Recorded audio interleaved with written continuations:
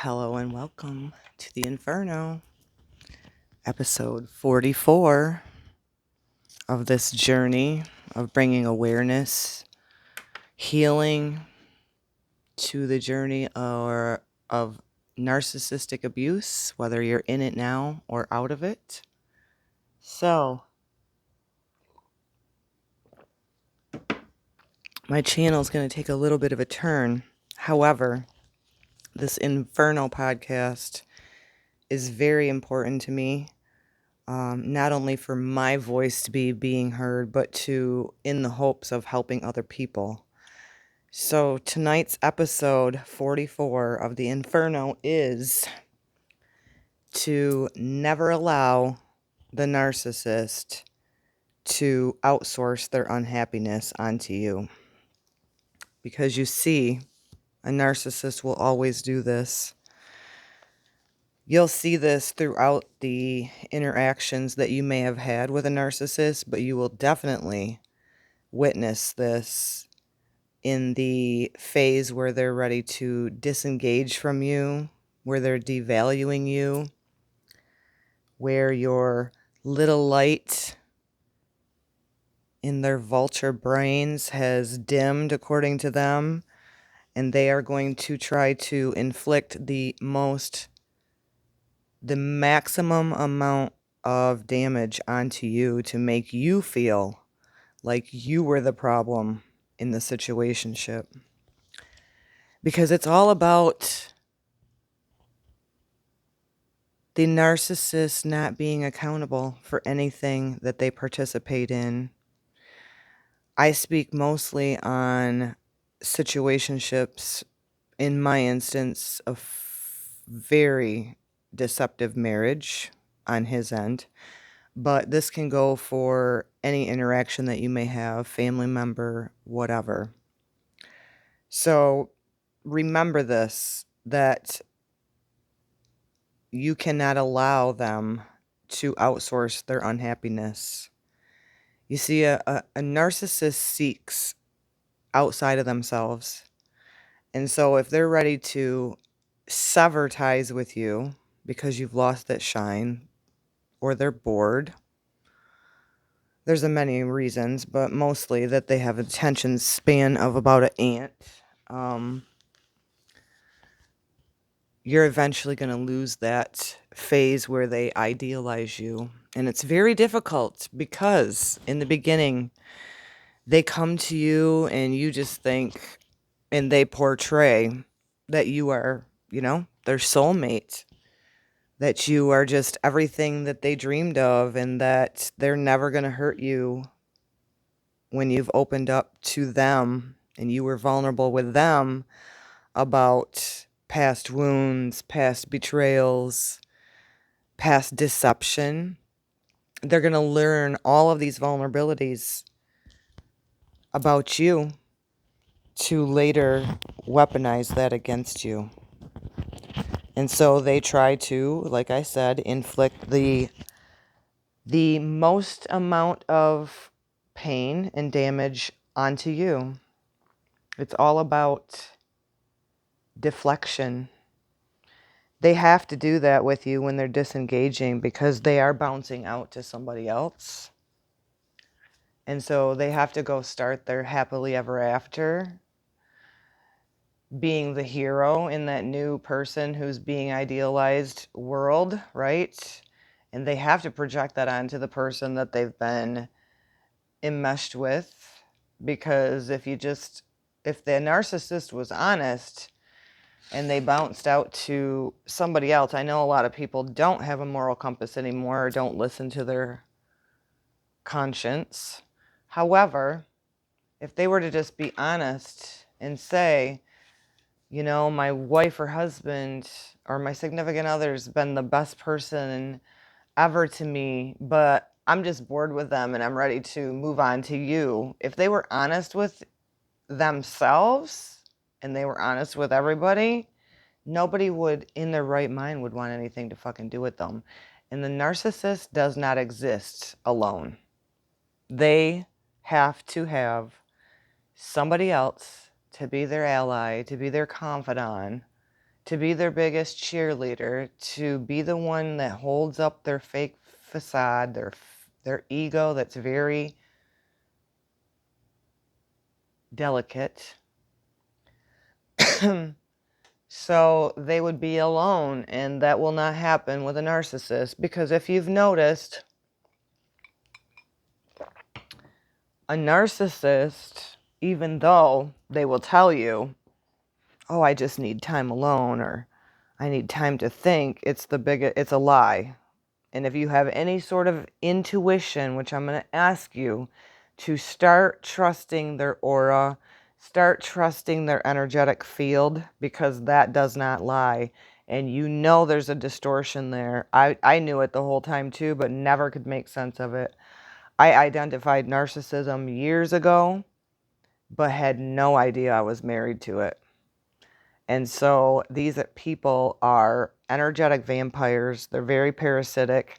They come in, like I said, as the knight in shining armor or the woman of your dreams, and it's all a facade.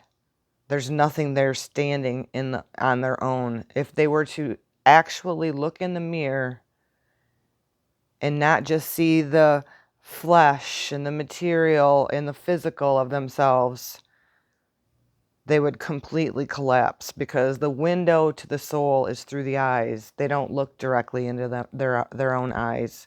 If you catch a narcissist, like the old story of looking in the water to see the reflection, they wouldn't literally look through the window of the soul, the eyes. They're looking at the flesh, the body, the skin, the whatever they have, their attributes. But in order for them to bounce out to the next fuel source, you have to be the problem. And so if you don't know your own identity, and even the strongest people get tangled up with these narcissists, so don't blame yourself if you have been duped, because they're pretty good manipulators, they're pretty good actors. And who doesn't want to be loved? They come in the beginning, again, like I said, just portraying themselves to be your dream guy or your dream woman, and it's not even real. That's the mind-bending part about it. If they were to truly look into the mirror in the window of the soul, through the eyes, what would be reflected to them is painful. It's evil. It's deceitful, it's turmoil, it's deceit. So if you're pouring your love and endless caring into a narcissist, it's never going to satisfy them. They are a cup with holes in it. You can't pour into them enough.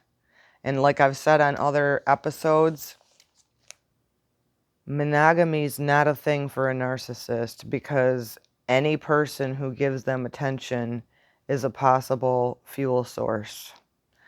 So learn, like I said, to trust their aura, their energetic field, because words and lies, words are spells, words are very manipulative when it comes to a narcissist. They will tell and do nice things for you to benefit themselves in some way. Whether that be in the physical sense, whether that be just an ego stroke. Again, you are propping the narcissist up because they have a very fragile ego. A lot of people think, oh, they're just egotistical. Well, they might sound like they are, even if they are a malignant. But really, under it all, the truth of the matter is they're very weak. See, the ego is something that we gain in the flesh. We come from spirit. And because they are so severed and so reprobate minds, because repeated patterns, they never change for the better. They change. They shapeshift. They become a new character depending on who they're around. I used to say this to the ex.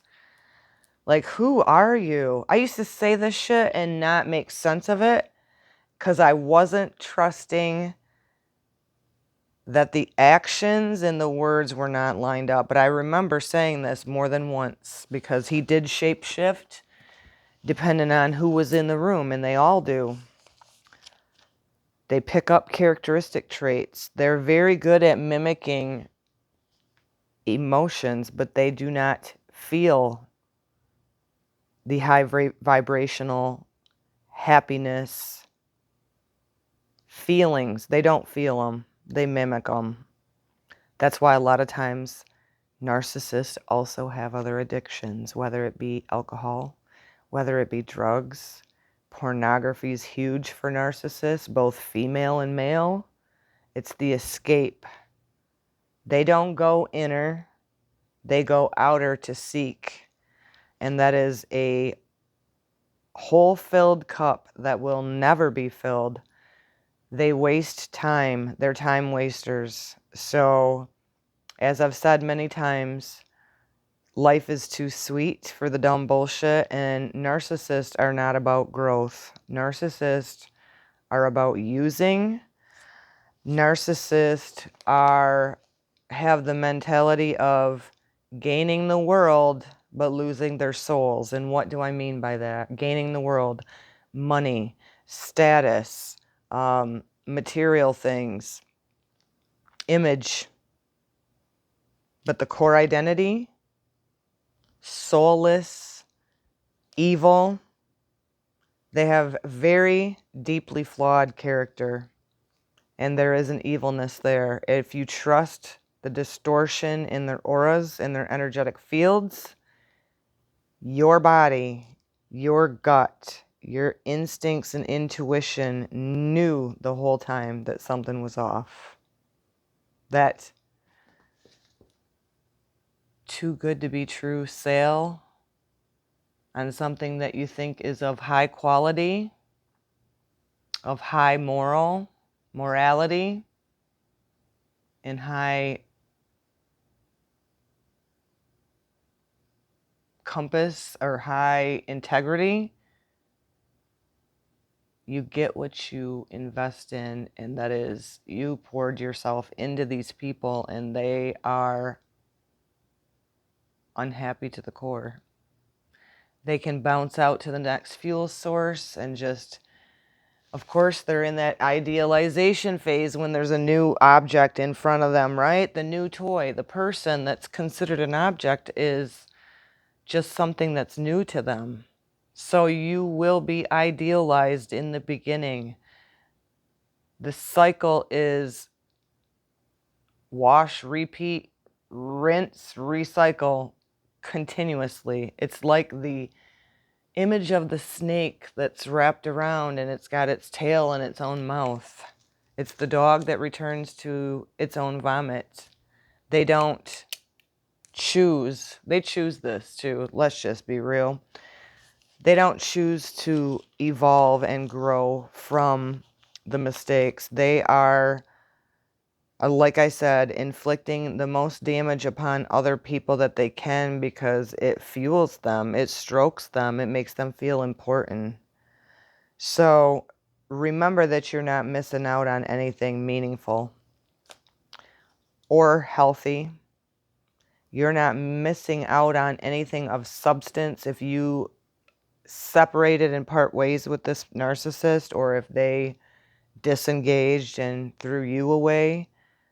Remind yourself, and for me, my faith is, God, creator, source of the universe, knows my heart, which is the most powerful energetic field that we have, is our heart space, our heart coherence.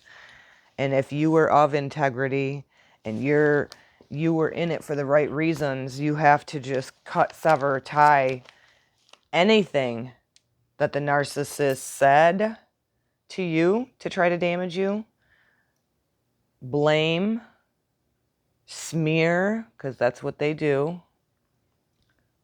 The lies that they tell to you, they tell to themselves. And they are smart enough to know that they're lying. They're very manipulative. So remember that. your worthiness, and this is another thing they will do, they trigger on purpose, intentionally, whatever they can stir up in you, whether, like I said on another episode, flirting with somebody in front of you to make you jealous and then tell you you're insecure. They will do whatever it is to project back onto you that you're at fault, that you're to blame, that you are lacking something, and that you're not worthy of a healthy, honest, integral relationship. Again, like I said, they try to maximize the damage upon you. If they're done using you, they are definitely going to do it.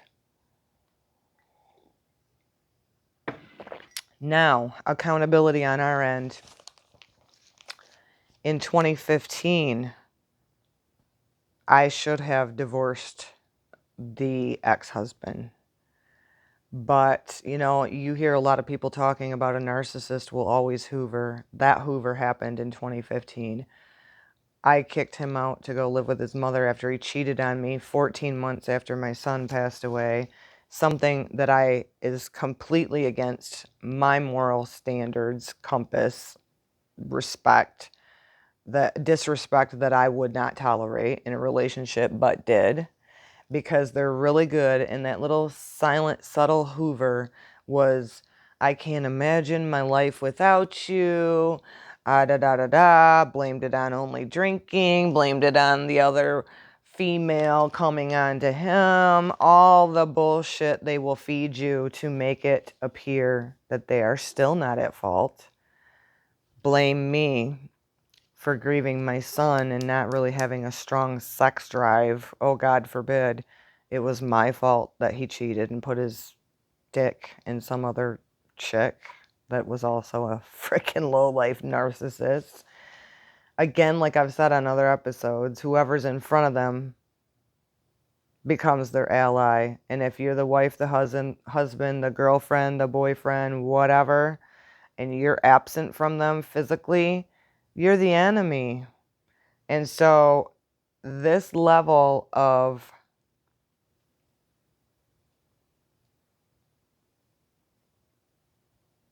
outsourcing their bullshit onto you is endless, and they will do it continually as long as you tolerate it. So anything else I want to say here? I do want to say that I'm going to never stop talking about this. However, I'm turning a new leaf in my journey. I'm almost 2 years free of this abuse. And of course, processing and evolving. My spiritual mentor said to me,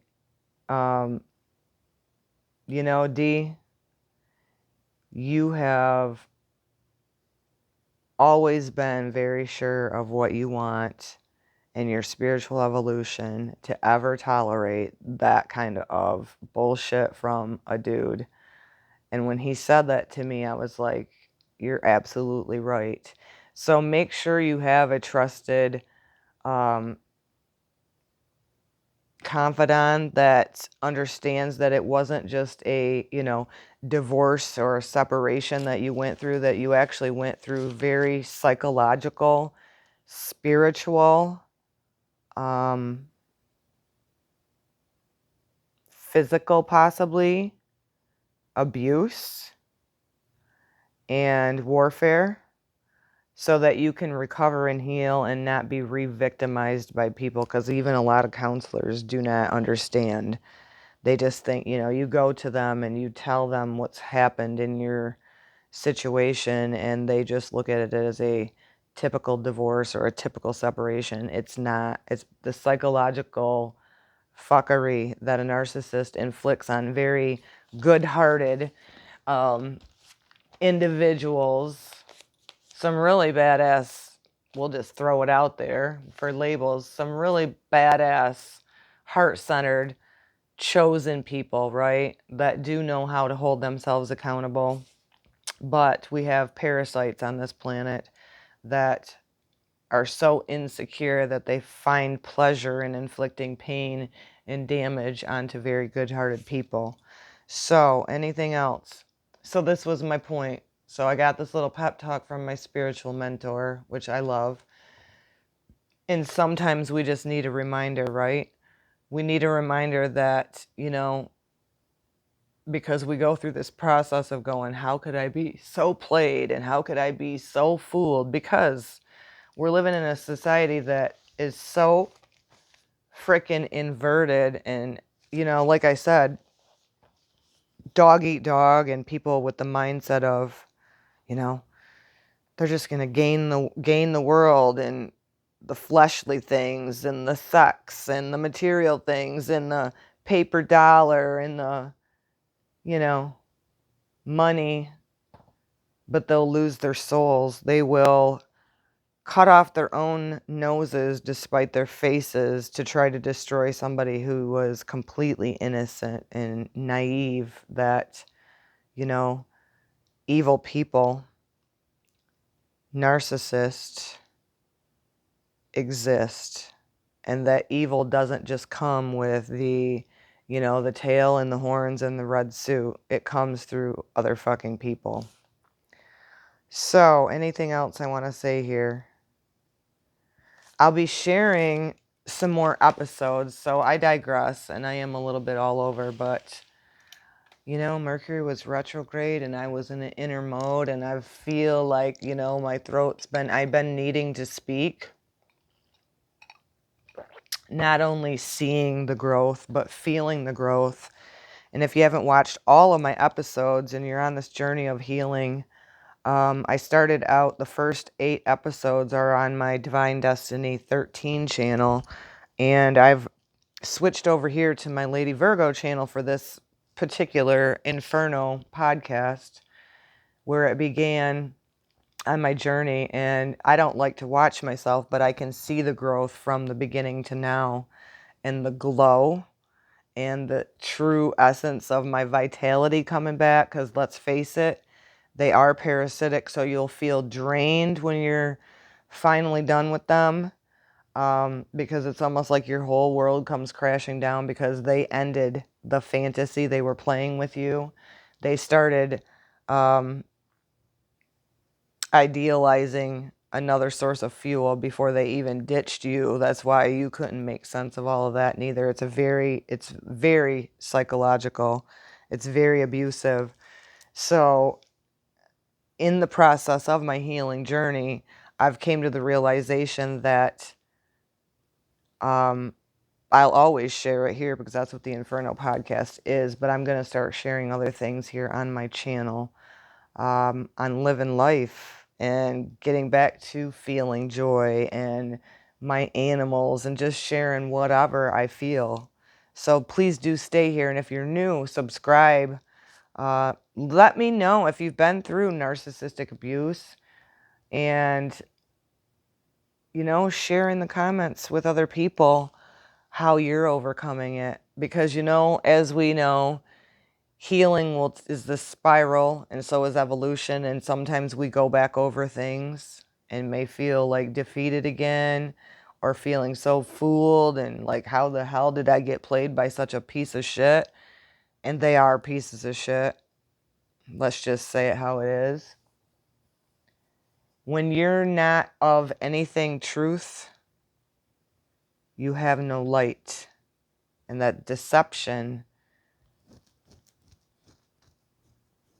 just lacks the core substance of what anybody should want to tolerate. So you don't get your time back. However, process things. You can't skip through your healing, and that's what a narcissist does. They bounce out to the next fuel source like, oh, see, that person was the problem. I'm happier than I've ever been. I'm going to put on a new facade. I'm going to put on a new character. I'm going to pretend to the world that I didn't just fuck over the last person I was with. That's what they do. They're dirty. There's a level of evilness, crudeness, and as one of my coaches said, they're freaking crud balls, and they are.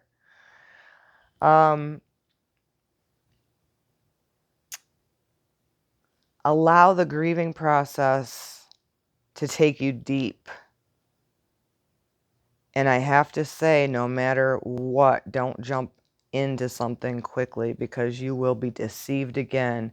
Let the narcissist bounce out to the next fuel source because they're just in an idealization phase. One person's never enough because their fucking cups got holes all over in them. The hole in the soul. You know, they're out there stepping on the necks of others to gain the fleshly world and they're losing their souls.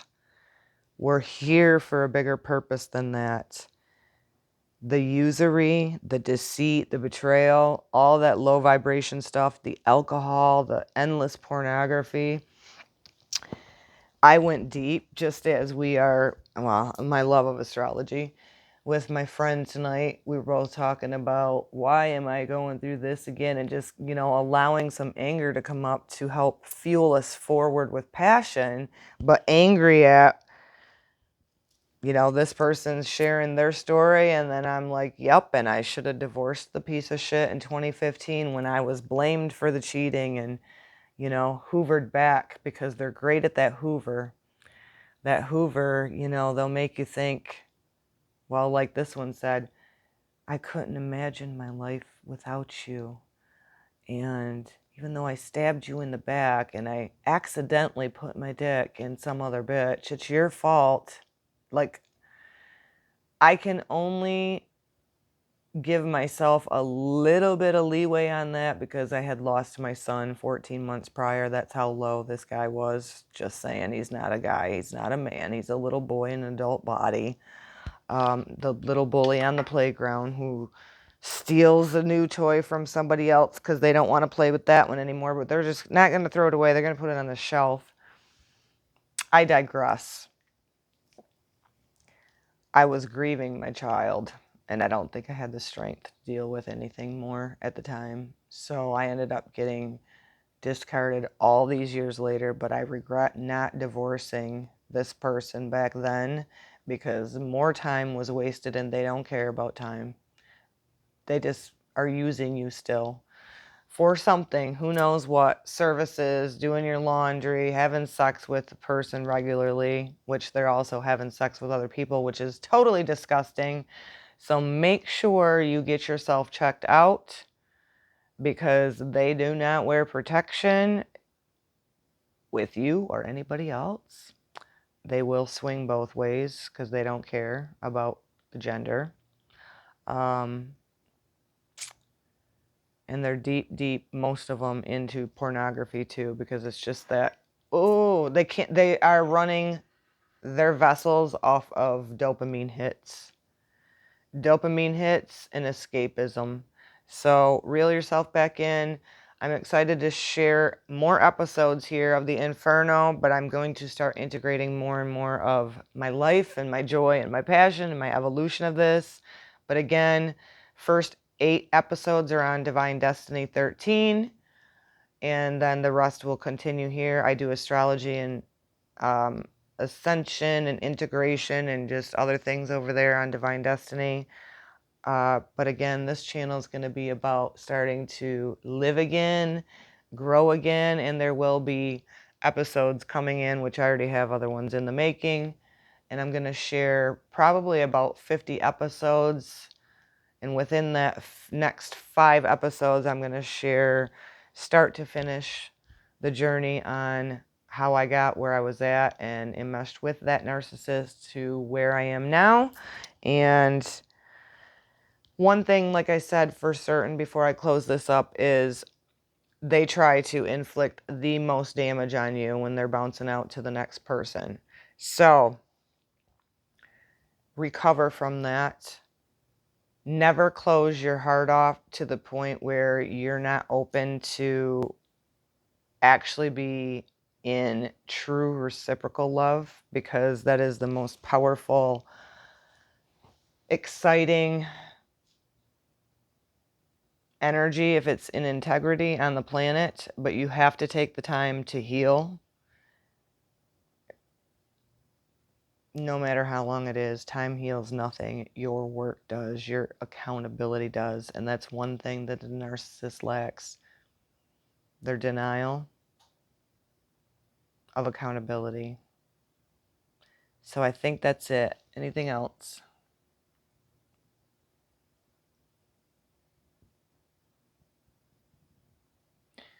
Just remember that. No matter what they projected onto you, no matter what they spewed out of their lying lips, you were never the source of their unhappiness.